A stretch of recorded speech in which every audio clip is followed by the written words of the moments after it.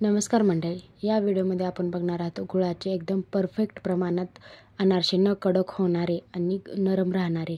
त्याच्यासाठी मम्मीनं माझ्या 3 ग्लास तांदूळ भिजू घातलं होतं। 1 दिवस आणि 1 रात्र भिजू घालायचं आहे। त्याच्यामध्ये तुम्ही पाणी चेंज करू शकता। पाणी चेंज केल्यानंतर याला जरा थोडंसं घासायचं आहे। घासल्यानंतर असं काढून घ्यायचं आणि याला सुती कपड्यात असं पुसून पण घ्यायचं, नाहीतर 10-15 मिनिट असं सुकवून ठेवायचं। त्यानंतर याला जास्त कोरडं नाही करायचं, नाहीतर मग आपलं अनारस व्यवस्थित नाही होणार। मग थोडंसं ओलसर राहिलं की मग दळून घ्यायचं आहे आणि एकदम मापन परफेक्ट घ्यायचं आहे, परफेक्ट माप घ्यायचं आहे, नाहीतर आपले मग अनारसे बिघडू शकतात।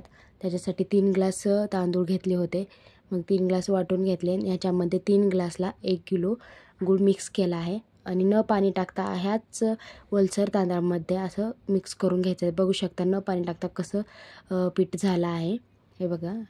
जर तुमचं पीठ खूपच पातळ झालं तर अशाच प्रकारे तांदूळ थोडंसं भिजू घालून ह्याच्यात परत मिक्स केलं तरी तुमचे अनारसे व्यवस्थित होतील आणि अजिबात बिघडणार पण नाहीत। मग नंतर एक लाटी घेऊन मस्त असं एकदम असे लाटून घ्यायचं आहे। जास्त पातळ पण नाही लाटायची आणि जास्त जाड पण नाही ठेवायची। जाड ठेवलं तर मधून कच्चं राहायला बघतं आणि जास्त तेल गरम पण नाही ठेवायचं आणि थंड पण नाही ठेवायचं। खसखसीमध्ये बुडवलेल्या अनारशाला मस्त खसखस वरी टाकायची आणि खसखस नसलेला भाग खाली टाकायचा आणि मस्त असं तळून घ्यायचं आहे आणि तेल एकदम निचरू द्यायचं आहे आणि खाली एक प्लेट ठेवून वरी चाळणी ठेवायची आणि त्याच्यावरती असं ठेवायचे, म्हणजे कारण असं 1 तासानंतर सगळं तेल अनारशातलं खाली येतं आणि एकदम परफेक्ट असे लालसर आपले गुळाचे अनारसे तयार झाले। चवीला तर एवढे भारी झाले, ते एकदम भारी झाले होते। रेसिपी आवडली असेल सबस्क्राईब